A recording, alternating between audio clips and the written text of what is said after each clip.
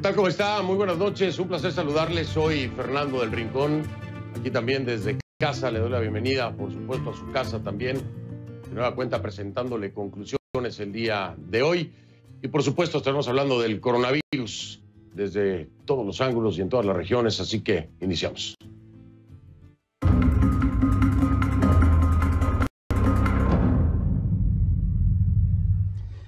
COVID-19 is menacing the whole of humanity, and so the whole of humanity must fight back.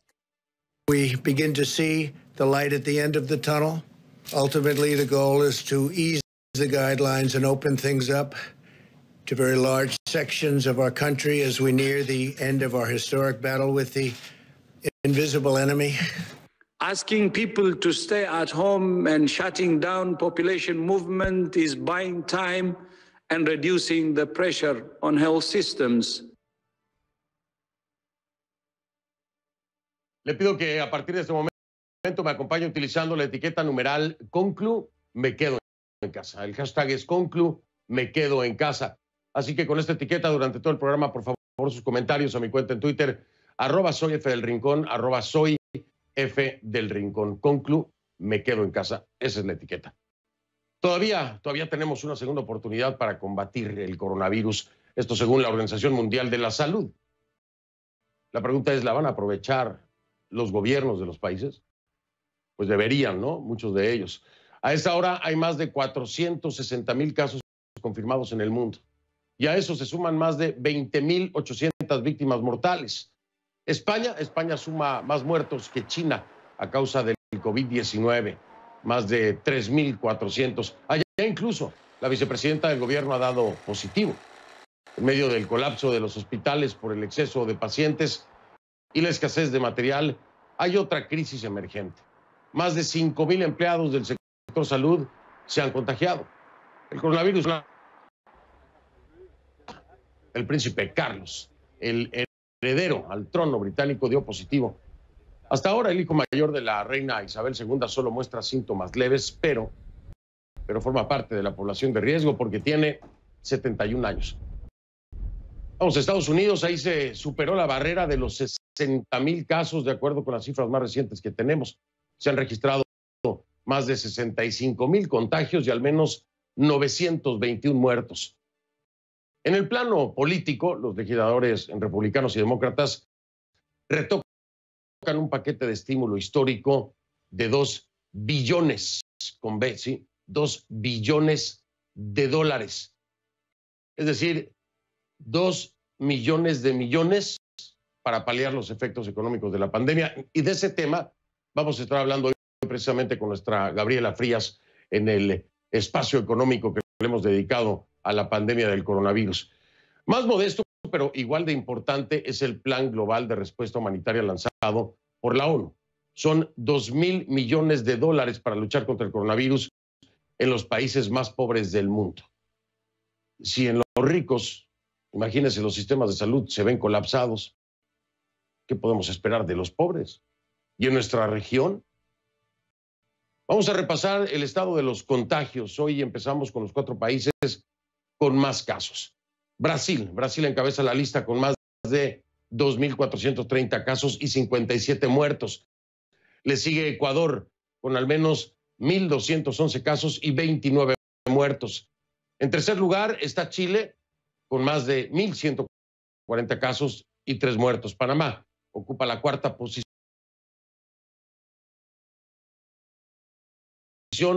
con al menos 558 casos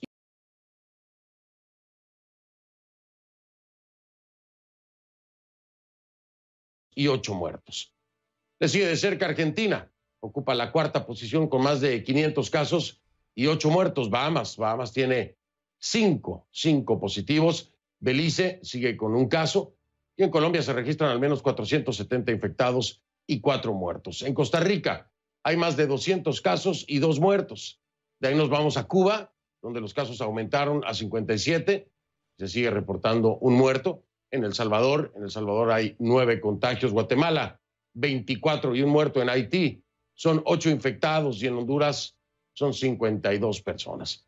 Seguimos nuestro repaso en Jamaica, en donde se reportan 25 casos y 1 muerto. México acaba de actualizar sus datos, está sumando 405, si me permite usted, me acaba de llegar una actualización de nueva cuenta, así que le voy a dar el dato de una vez. En Paraguay, me está llegando una actualización de Paraguay, son 41 casos en Paraguay. México, más de 470 casos, le estoy diciendo esta actualización de México, 470 casos y 6 muertos. Esto en México, es la cifra que acaban de dar en conferencia de prensa, la que hacen todas las noches allá en México el subsecretario de Salud. Así que México tiene 470 casos y 6 muertos. Nicaragua sigue reportando 2 casos, Paraguay 37 casos y 3 muertos, mientras que en Perú hay al menos 480 casos y 9 muertos. El Departamento de Salud de Puerto Rico reporta 51 contagios en la isla y 2 muertos. República Dominicana 392 casos y 10 muertos.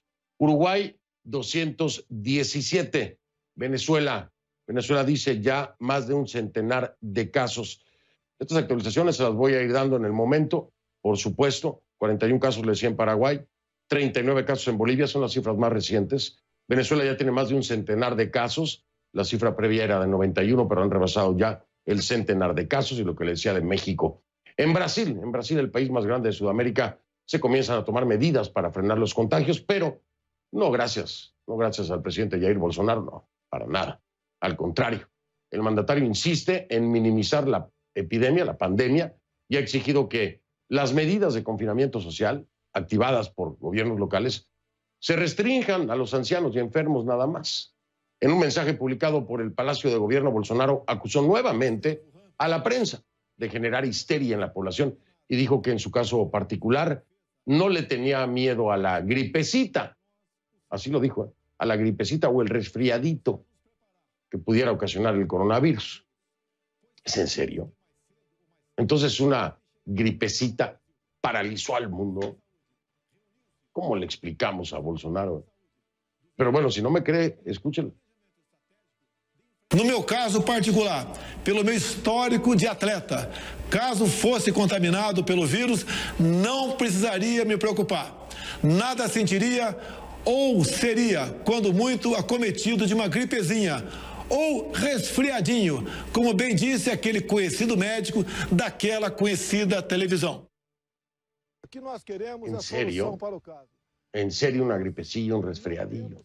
¿Cómo explicarle a Bolsonaro? El mundo lo está diciendo, ¿no? O sea, no es que la prensa, nosotros que exageremos o no, no, véalo usted, vea las cifras, vea lo que pasa a nivel económico, vea lo que pasa en todos los países, vea las medidas que se toman en Italia, en España. Allí están las pruebas, ¿no? ¿Cómo se le explica a Bolsonaro?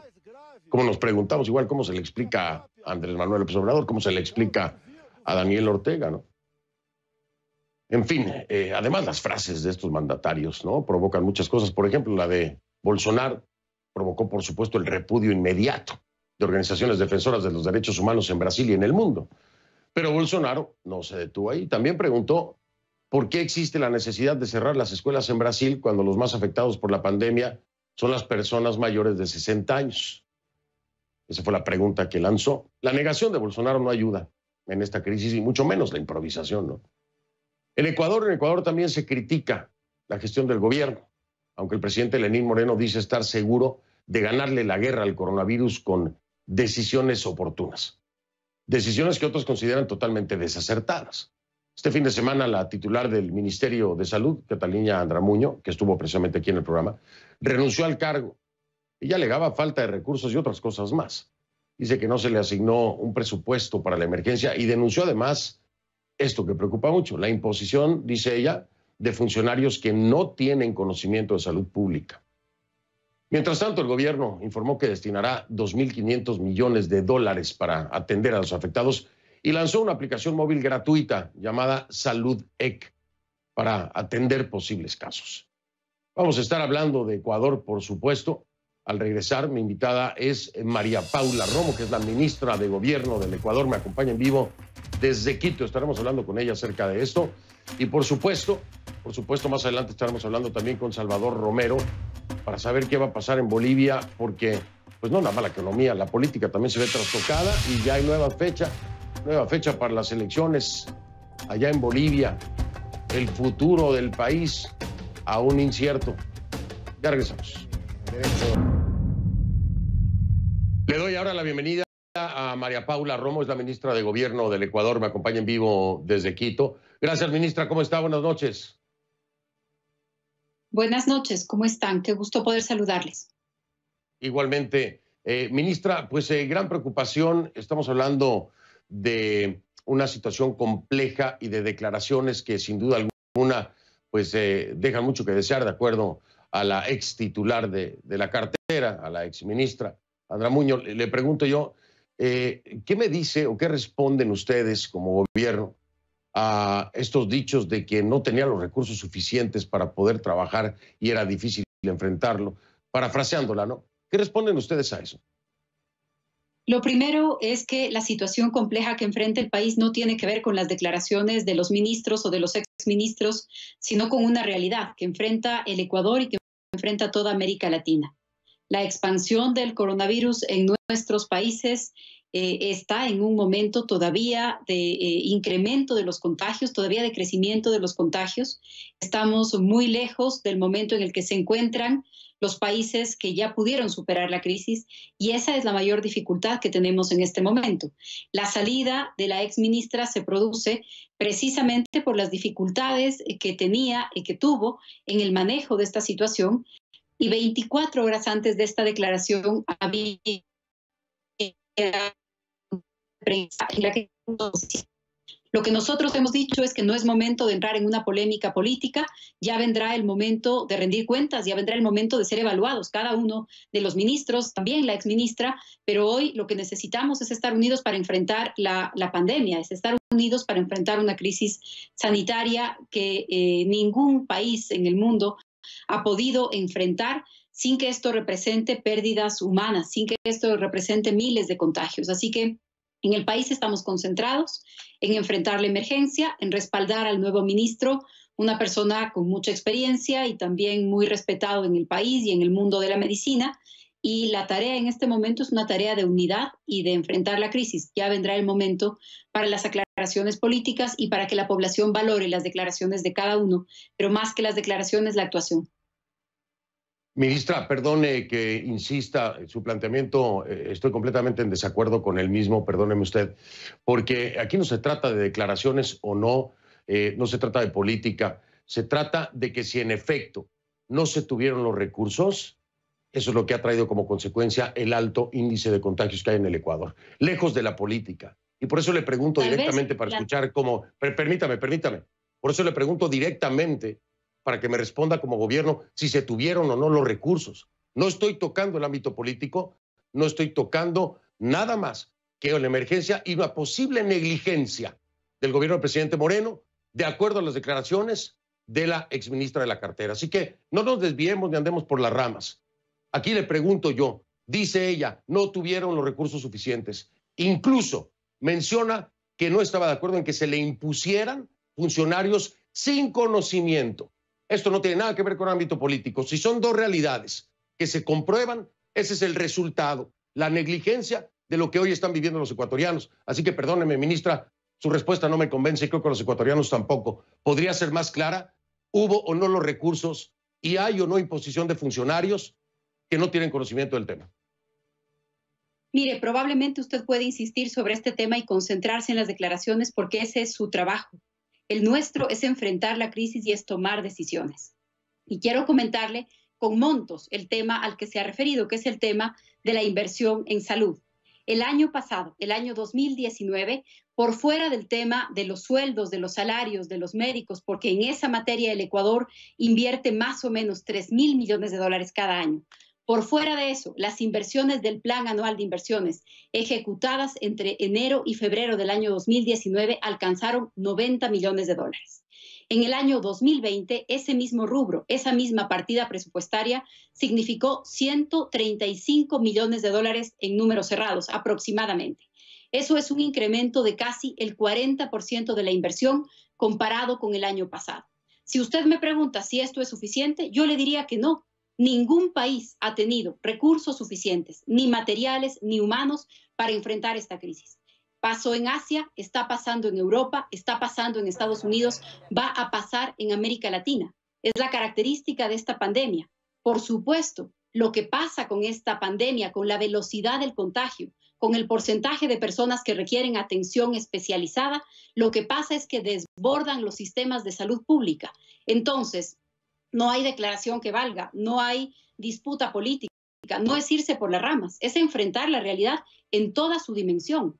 Y si es que usted dice que enfrentar esta pandemia es un problema de negligencia, pues este es un problema que estamos enfrentando 120 países en el mundo. Esa es la realidad de la pandemia. Y le digo algo, la realidad de la pandemia, perdóneme usted, ministra, la realidad de la pandemia es esa, por supuesto que sí, pero le voy a decir una cosa, hay gobiernos que han logrado actuar a tiempo y que tienen bajos índices de contagio, no así el Ecuador. No se trata de política, se trata de eficiencia, de eficacia. Aquí mismo en los Estados Unidos, el presidente Donald Trump no cumplió con lo que se debía haber cumplido para evitar que hoy y que próximamente Estados Unidos pueda ser el epicentro en el continente. Pero Ecuador no se queda muy atrás, después de Brasil. Entonces, explíqueme, por favor, ministra, cuál es la diferencia de un país que ha logrado mantener los índices de contagio bajos y el Ecuador no. No es un tema de política. Es un tema de conocimiento, es un tema de buena aplicación de los recursos y es un tema de reacción inmediata. ¿O me va a decir que también eso es un tema de política? Es mucho más que eso. Es parte de lo que usted dice, pero es mucho más que eso y permítame también hacer algunas comparaciones como usted las está haciendo en este momento. Hay que mirar no solamente la política pública, el sistema de salud, sino la respuesta de la población. La respuesta de la población es muy importante. Creo que es difícil comparar la disciplina, la lógica que tiene la población en China, en Singapur, en Corea del Sur, la forma en la que esa población se relaciona con sus gobiernos y lo que pasa en los gobiernos de América Latina, o la dinámica y el comportamiento social que tenemos en Italia o en España o en América Latina. Todavía es pronto para hacer evaluaciones. Quiero insistir sobre eso. Es pronto para hacer evaluaciones. Estamos enfrentando la crisis. Estamos tomando decisiones. Ministra, pero está usted responsabilizando... No, es que perdóneme. ¿Está usted responsabilizando a la población? ¿Es lo que me está diciendo? No, permítame. Estoy haciendo una reflexión. Le estoy dando la oportunidad de aclarar porque se entendió como que estaba responsabilizando el comportamiento de la población. Pongamos un cronómetro para este debate. No me parece. Yo hago las preguntas y repregunto cuando considero. Aquí no pongo cronómetros. Escuche usted lo que le digo. Escuche lo que le digo. Me parece que es oportuno hacerle la pregunta. Le voy a explicar por qué, ya que no lo entendió. Porque le doy la oportunidad de aclarar que no está culpando a la población. Si usted quiere, no le repregunto, lo dejamos ahí y que interpreten que está acusando a la población. Entonces, le pido, ministra, que no se sienta todo el tiempo atacada. Le estoy dando un espacio porque se entendió que usted hablaba como parte de esa culpa el comportamiento de los ecuatorianos. Y no creo que caiga bien. ¿Puede aclararlo, por favor? Mire, no es un problema de caer bien o de no caer bien. Estoy dándole los datos de la realidad. El gobierno decidió un toque de queda, un bloqueo, una prohibición de salida de los hogares, porque esa es la medida más efectiva que se ha aprobado en todos los países. Aislamiento social y quedarse en casa. Esa es la medida más efectiva. Disminuye la velocidad del contagio. Ningún país en el mundo ha logrado tener un contagio cero, pero lo que se ha logrado en los países que han podido enfrentar con menos dificultad esta crisis, porque creo que nadie puede hablar de éxito cuando esta crisis cuesta vidas humanas en todo el mundo. Pero en donde mejor se ha podido enfrentar esta crisis es en donde se logra disminuir la velocidad del contagio para que el sistema de salud pueda responder. ¿Cómo lo ha procurado hacer el Ecuador? Con un mecanismo de aislamiento y de distancia. Eso es lo que hemos estado implementando desde hace más o menos 12 días, con medidas graduales según la necesidad y también con medidas diferenciadas según la realidad de cada provincia. Hasta hace 2 días, el número de personas detenidas por incumplir las medidas del gobierno creció con más velocidad que el número de personas contagiadas. Por eso, de ninguna manera me refiero a un prejuicio o a un culpar a alguien, porque además no se trata de culpar a nadie. Nadie contrae una enfermedad o se pone en riesgo queriendo hacerlo a propósito. Pero claro que se puede identificar cuál es el comportamiento de una población o cuál es el comportamiento de una sociedad, y le estoy dando de nuevo un dato concreto. De acuerdo, estoy completamente de acuerdo con usted, ministra. Y de hecho, en este programa he llamado la atención a toda la gente irresponsable y absurda que no entiende que debe colaborar porque estamos todos montados en el mismo paquete. Y si no todos nos ayudamos, todos nos hundimos. Eso es claro. Pero aún no acabo de entender cómo es que el Ecuador tiene más de 1.200 casos por debajo de Brasil. Si me ha dicho lo que me ha dicho, hay recursos, me ha dicho que las cosas se han hecho bien, ¿a qué atribuye entonces usted que se esté en segundo lugar prácticamente de Latinoamérica en cuanto a contagios? Explíqueme, por favor, para entenderlo. ¿Cuáles son los factores que han llevado al Ecuador a esto? Como le digo, todavía es muy temprano para hacer valoraciones, para hacer evaluaciones. No se trata solamente de comparar el número de casos, se trata también de mirar en cuántas semanas vamos a poder controlar el crecimiento de esta curva. Tomamos medidas hace varias semanas, empezamos con las primeras medidas. Las de aislamiento cumplen ya más de una semana y esperamos ver algunos resultados en los próximos días. Los resultados no van a hacer parar los contagios. China llegó a contagio cero, a su primer día de contagio cero, si no me equivoco, en la jornada 54 o 56, después del bloqueo total. Entonces, no podemos a 10, a 12, a 14 o a 7 días, porque los países de América Latina tenemos diferentes días de que haya empezado el contagio en nuestros países. Por supuesto, pero tampoco se puede hacer una comparación con China cuando el epicentro fue Wuhan. Es decir, la cantidad de infectados en China era impresionantemente mayor, no hay punto de comparación, vaya. Vamos a entenderlo, hay que decirlo bien. Entonces se llegó al contagio cero en el 54, obviamente, pero con el volumen de contagios, también, ministra, nos salimos de contexto. Déjeme avanzar en otro tema que está preocupando a la población. Es el tema de los cuerpos. Desgraciadamente, se están llorando a muchos ecuatorianos y este tema también es delicado en cuanto a contagio. ¿Qué se está haciendo con los cuerpos? De acuerdo a la información, deberían de cremarse. Están logrando acordar con empresas privadas para hacer esto. La gente tiene que pagar por estos servicios o el gobierno está tomando esa responsabilidad. Primero, en mi respuesta anterior, yo no me refería al número de personas contagiadas, sino al tiempo en el que se logra llevar a cero el contagio y a las medidas radicales que eso impone. ¿Toma más tiempo de acuerdo al número de personas? ¿No? Digo. No le escuché porque además la conversación a través del Skype no es la más sencilla.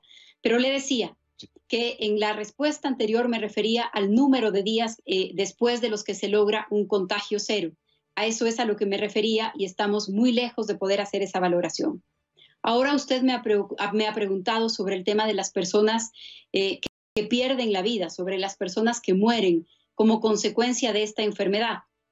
En Guayaquil, que es el lugar en donde tenemos el número de mayor cantidad de contagios y también de más alta ocupación hospitalaria, tenemos ya implementado un mecanismo, estamos trabajando con varias instituciones, incluso con el municipio, para hacer este trámite. Doloroso desde el punto de vista humano, no es solamente una estadística, no es solamente la consecuencia de esta pandemia, es también el tema humano que esto implica. Hemos trabajado con algunos protocolos de la Cruz Roja sobre tratamiento digno de cadáveres. Tenemos un protocolo de lo intrahospitalario y de lo extrahospitalario. Las personas no deberán cubrir la cremación. Vamos a procurar cumplir con la cremación como la primera opción mientras tengamos la capacidad suficiente para hacerlo. Me refiero a la capacidad logística, incluso a la cantidad de lugares en donde esto es posible en la ciudad de Guayaquil. Hay otras provincias en donde no existen crematorios, hay protocolos diferentes para esto y tienen que ver con los temas de salud, de salubridad y también con este tema humano que le he comentado, porque además quien muere por una enfermedad relacionada o como consecuencia del coronavirus, lo más probable es que sus seres cercanos y que su familia también estén en aislamiento. Eso dificulta todas las gestiones y el duelo que implica una muerte en nuestros países. Así que tenemos unos protocolos para el tratamiento médico y también para el tratamiento digno de estos casos. No será un tema sencillo, no lo ha sido en ninguno de los países, lamentablemente. Así es, no lo será en ningún momento. Gracias, ministra María Paula Romo. Felicidades por la aplicación que han lanzado. Ojalá sirva y marque una diferencia. Me tengo que despedir, tengo otro invitado porque en toda Latinoamérica hay repercusiones en diferentes ámbitos. María Paula Romo, ministra de Gobierno del Ecuador, en vivo desde Quito, me acompañó. Gracias, ministra. Buenas noches. Buenas noches. Voy a marcar una pausa, regreso, voy a hablar con Salvador Romero. Él es el presidente del Tribunal Electoral de Bolivia y sobre el futuro de las elecciones en el país. Porque sí, ya necesariamente tuvieron que mover la fecha de las elecciones presidenciales. Y más adelante estaré hablando, por supuesto, con nuestra Gabriela Frías de Portafolio Global sobre el megapaquete de estímulo aprobado cuando se va aquí.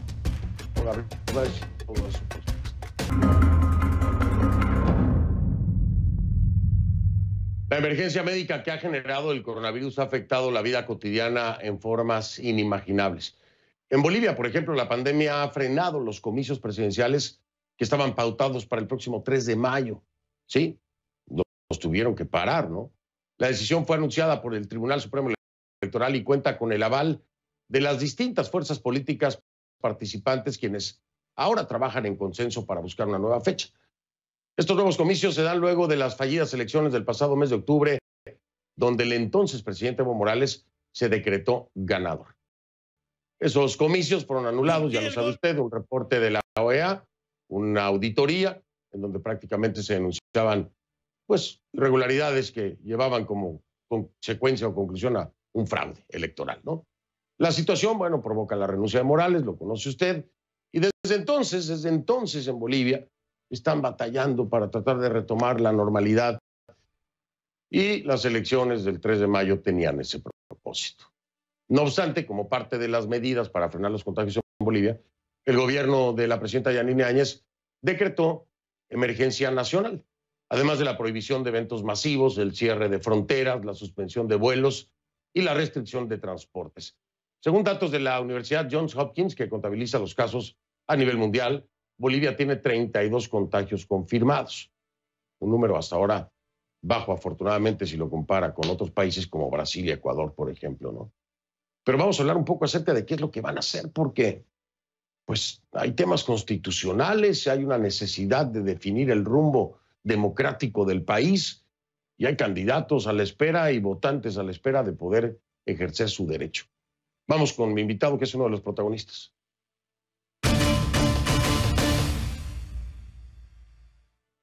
Doy la bienvenida a Salvador Romero, él es el presidente del Tribunal Electoral de Bolivia en vivo desde La Paz. ¿Cómo está, Salvador? Bienvenido, buenas noches. Buenas noches, muchas gracias. Señor Romero, pues ni modo, necesariamente han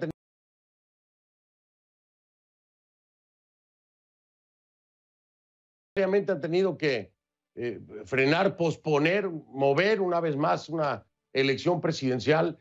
¿Tienen alguna idea de para cuándo más o menos podría llevarse a cabo la misma?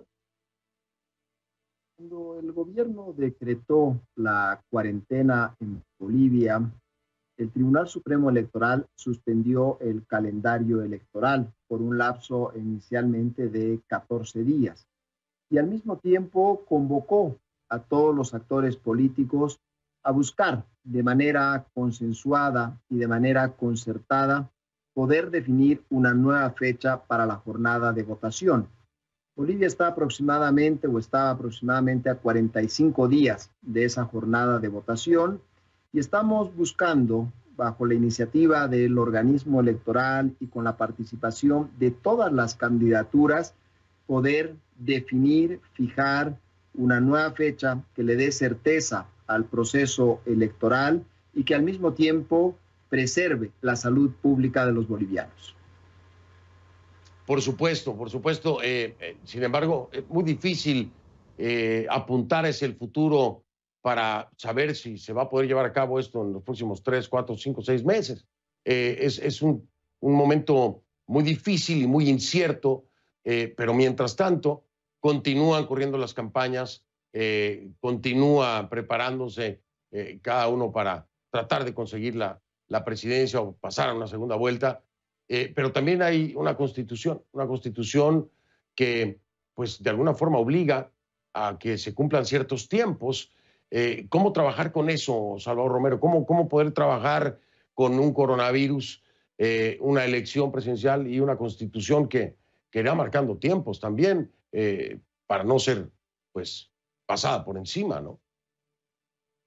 Así es. Hoy por hoy estamos buscando con el conjunto de los actores políticos fijar algunos criterios para la postergación de la fecha de la elección. Entre ellos hemos establecido como elementos centrales que la nueva fecha debe ser políticamente imparcial, es decir, no debe tener sesgos a favor ni en contra de ninguna organización política. El segundo criterio es que la nueva fecha debe también tomar en cuenta todos los parámetros técnicos que aporta el organismo electoral. También esta nueva fecha debe fijarse a partir de criterios científicos que son provistos por las instituciones especializadas. Ciertamente es muy difícil prever el curso exacto que va a seguir un país con respecto al coronavirus. Sin embargo, se pueden trabajar con algunas estimaciones y el organismo electoral quiere fundar sus decisiones sobre estos elementos científicos que pueden proveer los organismos especializados que están dando seguimiento a la evolución de la pandemia. Y finalmente, la cuarta referencia son las experiencias internacionales comparadas, porque Bolivia no es el único país que en estos meses debía realizar un proceso electoral que se encuentra afectado por la expansión de esta pandemia. Aquí hay un tema que es el contagio. Es algo que es muy difícil, pero muy difícil de controlar, pero también es muy difícil tomar las medidas para evitar el mismo. Desde la perspectiva del Tribunal Electoral de Bolivia, se ha pensado en mecanismos de protección en el punto que sea, porque pareciera, y lo han dicho especialistas, el coronavirus puede ser algo que, aunque bajen los números, se controlen los contagios, que va a continuar, por decirlo así, en el ambiente durante mucho tiempo. Y pudiera haber un rebrote si esto no se controla. Desde el Tribunal Electoral de Bolivia se ha pensado en esto, en una nueva forma tal vez de llevar a cabo estas elecciones para que haya mayor seguridad, distanciamiento social, algún tipo de medida sanitaria. Se ha hablado ya tal vez con autoridades de salud del país, proyectando hacia el futuro, porque será difícil poder llevar a cabo una jornada electoral normal. Tiene que ser necesariamente atípica, no solo por las fechas, sino atípica también en ese sentido. Habrá que proteger a la población. Ciertamente van a ver que se van a tener que tomar medidas específicas para la jornada de votación y en ese sentido estamos también muy atentos, no solamente para escuchar las recomendaciones, las sugerencias de los organismos especializados en los temas de salud, sino también para ver las experiencias internacionales comparadas sobre esta materia, cuáles empiezan a ser las buenas prácticas que se perfilan para las jornadas de votación cuando los países organizan su elección en tiempo de coronavirus. Por supuesto que eso se va a tomar en cuenta cuando se defina la fecha de la elección. Sí, por supuesto, acá también en los Estados Unidos está pasando algo similar, ¿no? Y lo hemos visto incluso en estas elecciones demócratas, las internas, para definir a su candidato. Hubo estados que dijeron, no vamos a llevar a cabo elección, no va a haber votación, digo, o sea, no hay. Y se cerraron precisamente las urnas, hay nuevas fechas, no sabemos si se van a cumplir, pero bueno, esto pasa también en Bolivia, lo que pasa es que allá vienen de todo un desastre en el plano electoral democrático. Ojalá puedan llevarlas a cabo lo más pronto posible y que se siga manteniendo ese número de contagios tan bajo como lo tienen y que ya pare esto, por lo menos allá en Bolivia, que tienen todavía el chance. Gracias, Salvador Romero, es el presidente del Tribunal Electoral de Bolivia en Vivos de La Paz. Buenas noches. Buenas noches, muchas gracias. Gracias, buenas noches.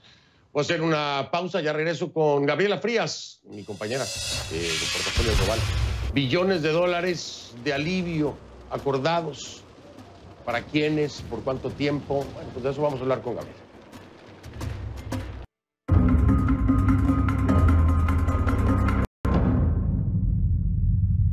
Estamos de vuelta, ya está lista nuestra Gabriela Frías de Portafolio Global, como siempre todos los días aquí conectada desde Atlanta con la información. Estábamos hablando del corte comercial y me decías algo, Gaby, pues avísanos qué está pasando, porque me dijiste, Fernando, están empezando y ya no pudimos hablar. Pero a ver, explícame Sí, qué está pasando, porque me quedé picado. primero que nada, bienvenido a mi casa otra vez, como dices tú, ya te lo voy a copiar porque me parece fantástico. Nada, solamente que la noticia se está desarrollando en el Senado después de tantas horas que esperábamos, evidentemente, que empezara no solamente el acuerdo, sino que ahora todo lo que es el trámite para que esto se convierta en ley, la firme el presidente Trump. Y lo más importante es cuándo va a llegar la ayuda a los hogares, a las empresas, los pequeños negocios, cuándo los empleadores le van a poder decir a sus trabajadores que pueden pagar la nómina. Es decir, que en las próximas horas vamos a dar la noticia de que se aprobó. Muy importante, Fernando, solo para darle contexto a esto, es la fase 3, porque ha habido 2 fases de ayuda y de estímulo, $2 billones, el mayor paquete que se apruebe de su tipo en la historia estadounidense, en la historia estadounidense, buscando mantener a flote a los hogares, a los negocios que tienen además que pagar o no a sus empleados, a la gente que está infectada, a la gente que ya perdió su empleo, y además a industrias que pueden ser indispensables para el país. Entiéndase Boeing, la fabricante de aviones, además de las aerolíneas. ¿Qué trae este paquete? $500 mil millones para empresas que están en problemas, $350 mil millones para ese universo de pequeñas empresas, y mucho tiene que ver con el tema de las nóminas, de asegurar que no personal o que puedan retener a la mayor cantidad de personal posible, y viene lo que es el crédito para las familias, y aquí es en donde te saco el cuadrito de todas las noches, si me permites. No lo voy a hacer muy seguido, pero no hay gráficos.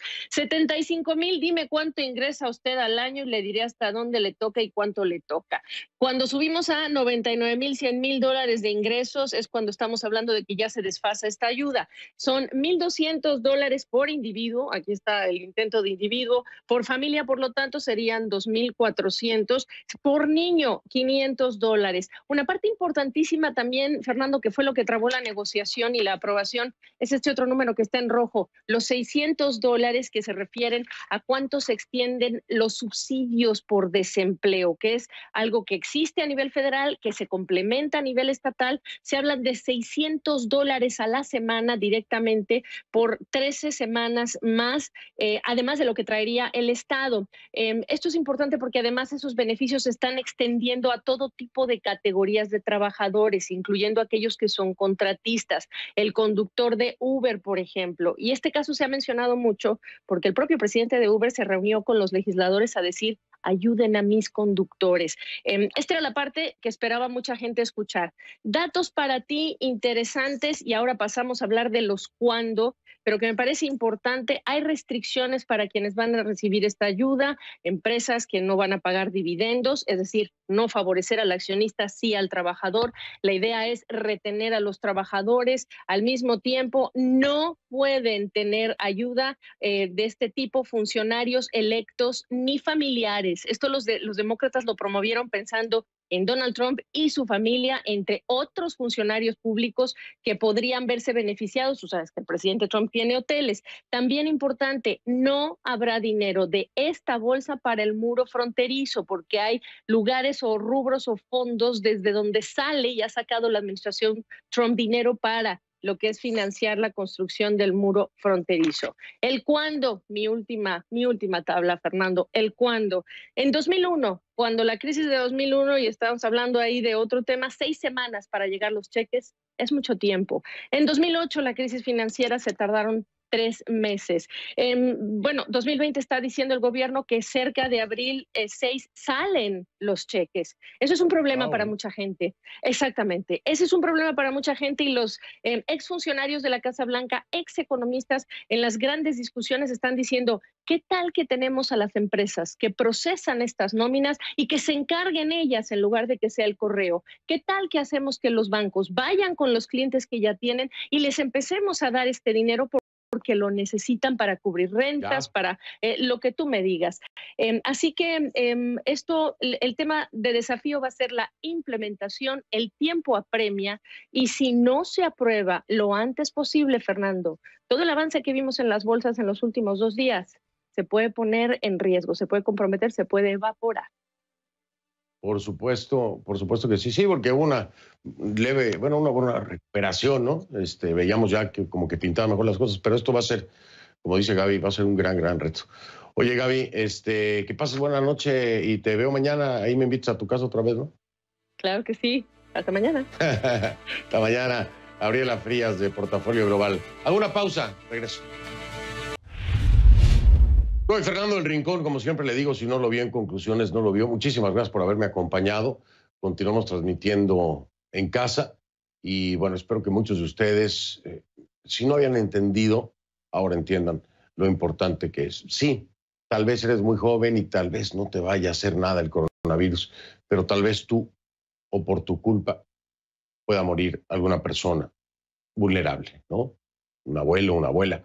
Así que ojalá poco a poco lo vayan entendiendo. No hace falta que lo diga la autoridad, solamente hace falta tener conciencia. Y desde mi casa entonces le digo buenas noches. Lo veo mañana. Pásela bien.